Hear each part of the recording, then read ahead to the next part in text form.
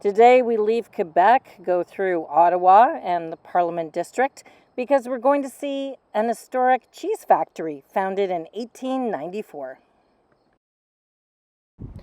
The St. Albert Cheese Cooperative was founded and is one of the oldest Canadian cooperatives, and it has been renowned for its cheese. So we're going to go inside and take a look.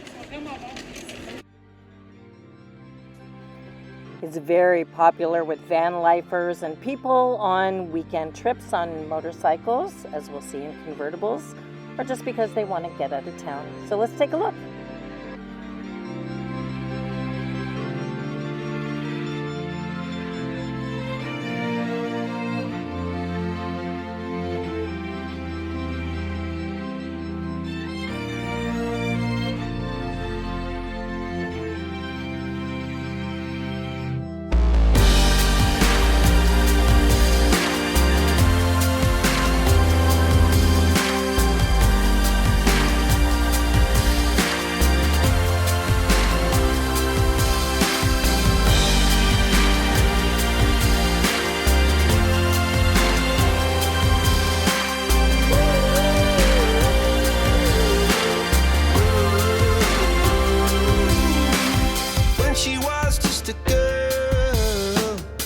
Expected the world, but it flew away from her reach. So she ran away in her sleep and dreamed of paradise, paradise, paradise.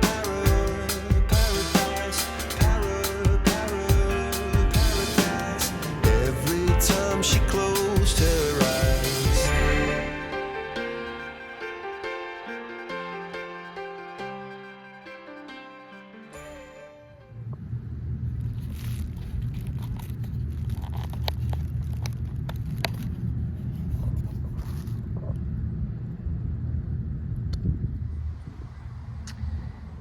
Poutine is not good for you. However, every once in a while in the small town where it's made and where there is an enormous cheese factory dedicated to it, you need to try it. So here we go. So it's cheese curds, gravy, and French fries.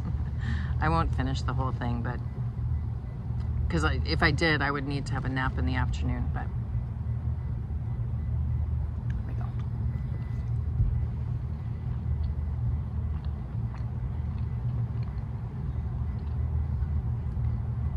I've had poutine a few times in my life. I have to say, this is absolutely the best, but these are the masters.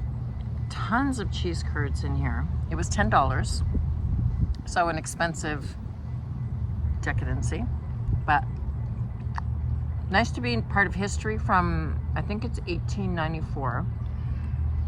Then there was a big fire in recent times. Cheese curds are squeaky, it makes me laugh.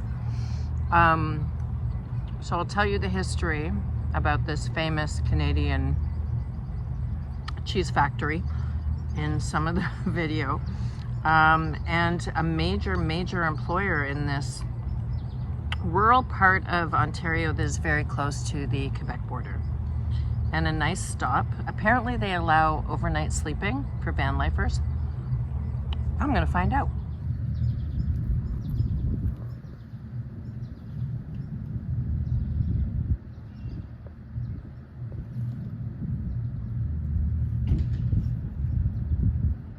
No? Okay. There you go.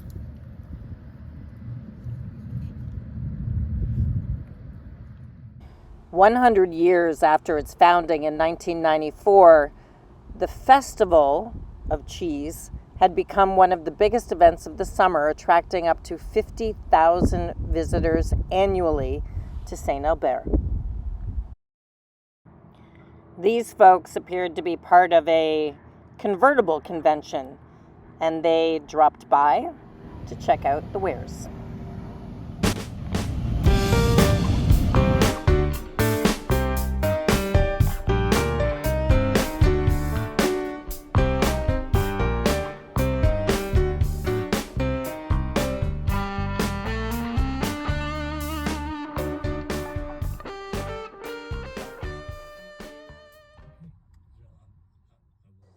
A couple blocks away, I went looking for the water access because I had read on iOverlander that other people had spent the night there.